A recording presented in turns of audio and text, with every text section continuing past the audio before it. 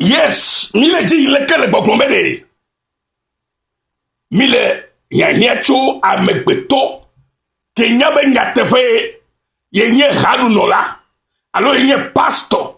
yenye apostolo la edo la gbogbo nyere bena amesio le haumela o nye dede kpola o nya amesio okpohoho amesio otrosi mauvio to Christopher edo sike wome alebena jojo nyenye sikenya amo jojo nyenye na tema su amesia mesire chechiame voni yebe mimene wone ne maola ke afeto la va bien micho bena eyo doko benye pastor yenye yakple keme yenye révérend yenye apostolo ga vo gakede chechiwame de bia sebede de popo gomede ho kele Yesu me gomede ne mi trosi Christo tovode ame fo vi ke mi troso nouveau wala olo allo nouveau ma wala o eminye Bible agwabe jojo nyenye ne menya afeto Yesu fe jojo nyenye ke tu mo gbo la on to la do on to fe jojo nyenye ato tute eye ye ma megero akplo de chochomele eye ta noviye loloto le Christo Yesu me ejebe nyonyo va na mesiame elabe lesi kabile no kpombela ne Christo vade bien nyebe ala kpo dome le fe efian fe la mea de ala kpo dome ala kpo gome le fe jifo fian fe la mea bien e donc si si otona mila ye nyebe mi agbo nyatefena amo na ofe de popo elabe Bible gobe ne jesi nyatefela wo amovuvu anyatefela wo amesike pohoho predede eye atosi abrodi vivava atosi vuvu vivava le Christo amen eye ta gamede su pastor apostol gagao enyabodi gao me de kukunami elabe ne mimo wede dodo nula echomia o java bia konta ne luvo gbogbo ke o le mi apo church o me ne luvo gbogbo ke le mi apo church o vo a America me po de mo la mi o la va bia konta e la be amekero le church amegbe mo va su gbo ba joga no po a e yo po fo ko ko ya me ka o be ame o po de lo alo me po de o me ka o e ya nya foku fanya e ya ta o pastor ke do church o apostolo le do church eye no agbefa dem le radio gaga ko television kaoji me le kuku me le yo wona o be na tro yire do ku me ne na bia mawu fe enunya ne na de popo ko me na o ne na temo afia wo ha me fio ne wa po de ne me yire do la ewo yo ja bia cho ewo ye o ja bia lupo mo fe efutu asio me cho e la beda me tonya tefe na o me denya tefe afia o eyata awo la bufo ela bo me nye oye bo jo le to chi o me le gajo no ya o je le gbedo ho me le gbese gbe le gajo no o le gbedo na tefe ma ka ke to le ke mo fa gbe mo po o de te luka wo me le o pe wo ejebe abu seti ko vivie eyata me yo no vi nyo katabe mi to ide mi arko me eye mi akpo mi ajesi mi arko ne mi acho mi afagbe ana Kristo Yesu na dede popo va fata que le Kristo me ela bada egba me gede o si o menya apoto fo jojo nyinya otala wanto o dina bana wa onka wa cho wa onto fo jojo nyinya atutenu eya ta mo puton bobo de odokuide ma fo jojo nyinya te o. Praise the Lord. Amagede ole igbeya. Vieto amesio le hanu no loa. Omo bobo de mofe jojo nyinya te o. Eyata me kawo be amesio church amava. Okpo de o alo mo kpo de la. Me kawo. Wa yo le gbaba ono go church gade la singe. amo sɔgbɔ le tsɔtsi ametɔ tsɔtsi gaya yo le nu bara wɔwɔ dzi le tsɛtsi amemɔ to ya o nu ke mo va dzona ɖoa enya na wo be ame siwo wo me va tsɔtsi xɔme kpɔe ne nɔvinye mele kuku ɖe na mi gbana be ame siwo le vodu subɔ ne woaɖu fɔm le mawu ŋu vɔ me doa hehe ɖe mawu ya nu ke wo ya na be egbe akamake subɔlawo ke mawu gblɔ be ye ma tsɔ eƒe bubu na wo la woava nɔ fewu ɖu le mawu gbagbea ŋuti la ke woe na o pastor ɖe na o apostol ɖe na ye ta yo atɔ du fewu le woanɔ gbɔgblɔ be mawu meli o alo yesu meli o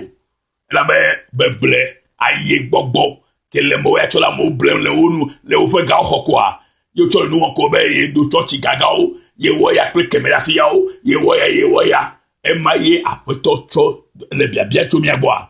ebia tso mia gbɔ be ɖeɖe kpɔkpɔ na eƒe nu eƒe amewɔwɔwo na luʋɔwo ye ta ye Kristo va ɖo ye va na gbagbea kafi ye nu kpɔtɔ kpasana ɖo nɔvinye de kuku na mi be miatsɔ nya yawo ade dɔ me vevie ŋutɔ elabe ele vevie elabe ye me ye miate me akpɔ gatutu vava le lɔlɔtɔwo meyɔ mi elabe mawu ya la ye nye mawu eye eya ta trɔ ɖe ŋuti egbe eye nakpɔ xɔxɔ. Praise the Lord. Alléluia. Oui, ele nya sema medi be na ɖo to xexlẽ ya mawu tre enyagbɔɖiwo nu vɔ etre enyagbɔɖi nu la enyagbɔɖia nu eya ta wòɖe sia fia Daniel le Daniel ƒe agbalẽ ta 8 me egbe be le ema yi la amegawo ƒe tatɔ Mikael ame si le mia ɖeviwo nu la ado xaxayi si meva kpɔ tso esime dukɔwo li va se ɖe ema yi o la anɔ anyi woaɖe wo dukɔ ema yi ame sia ame si woŋlɔ ɖe agbegbalẽa me. Alléluia. Ne mi kpɔ leke nuwo le yigbe la esesewo le mo dom ɖa esesewo ko menɔ anyi kpɔ le mo dom ɖa edɔ siwo me ge ɖe xexea me kpɔ la wole mo dom ɖa ta edze be nyɔnyɔ ame sia ame ne nyɔ abe leke mawu ɖe wɔ ɖeɖe fia ya na Daniel le Daniel ƒe agbalẽ ta 8 me ne natɔ he eya ta gbe be nunyala wo akle abe dziŋɔli ƒe kekeli ene eye ame siwo fia dzɔdzɔnyenye ƒe mɔ nu ame geɖewo la abe edzinu viwo ene ɖa tegbe mi ɖo la fia dzɔdzɔnyenye ƒe mɔ nu amewo elabe mawu tre nyagbɔɖia nu vɔ ame siwo katã gbakpɔtɔ egbe hele amewo blem bena yekpɔ wo be enu ya la va nɔ la ɖeɖe kpɔkpɔ ye nye veviatɔ ɖeɖe kpɔkpɔ mi gblɔ ɖeɖe kpɔkpɔ ƒe nya na amewo ɖe amewo nakpɔ ɖeɖe elabena wogblɔ bena haleluya bena eya ele aƒe tum vɔ eya le aƒe tum la be nu siwo le yiyi gbe la womedzɔ kpɔ o ya ta gbe be nunyalawo siwo dze si nyateƒe ya la woakle abe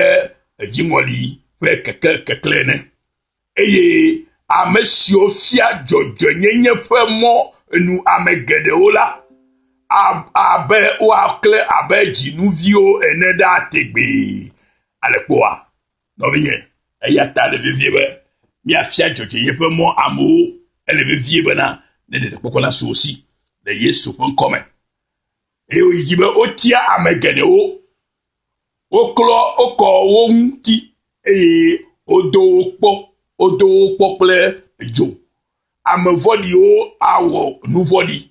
eye ame vɔ̃ɖiwo katã mase egɔme o ke enunyalawo ase egɔme Video la se dosi ke Kristo wo nami la gome. Yata o lebe na fia jojo nyenye alo dede kpokpo pe enyama amesia mekele church yoma. Eye wa préoccupé au besia gbe de ya kpogbo nyude bena o kele hanulo bena monsieur le pe church kwa makata de o kpo de ya. O kpo de ya. O kpo hohoa. La bede de kpokpo pe hoho. Yeta Kristo vana mido. Alléluia. Et tobo tia megede wo oko onti eye odo okpo ble ejo ke amevodi o awo nu vodi e ma yi eye amevodi o kata mase egomebe de popo agome nyi sia o e ta gobe eje bena bedodo la si nye si je e o nye tola enye si bena mia no bedona ne mau na mia no vio fe de popo e vieto mia pastor la mia fia jojo nyenye vavala e wa mo kwa de vavala na wa trosi a mo jojo la mia fia o ne wa kwese na o fe de popo blibo de Yesu Christo fe dosiko wona milata. Hallelujah. Praise the Lord. Wa ira merci doji eye keke akpedeka alafa eto bla etovo atodo doila wa yire elabena ekpo jojo nyenye obiye eleve viede nenye plo eleve viede nenye plo elabena afeto mavola ele enia yom be mi atrode emu abeleke yi gwele fe enyamene be emaila amegbeto atrode efe mawu eye efe nkuo ano Israel fe kokoto laji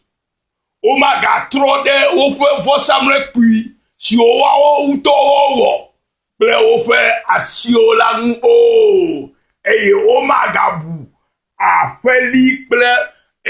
legbao si o wa o unto wo ple o fe asio o afeto le bia yom be mi ava e akpo na de popo blibolo de Yesu Christo von komme akbena mau be senya si akoma ka bia odo ya be de popo na soma sema silo de Yesu Christo von komme diga se mi anovi Yesu yo ira maudulu afati do la pegbe que true forgiveness mission Australia na amesia mekesi agbeya o ira mi kede esi kemisho sa de domata Yesu Christo von komme to la peton tibia na koto to la boga Yesu von komme amen.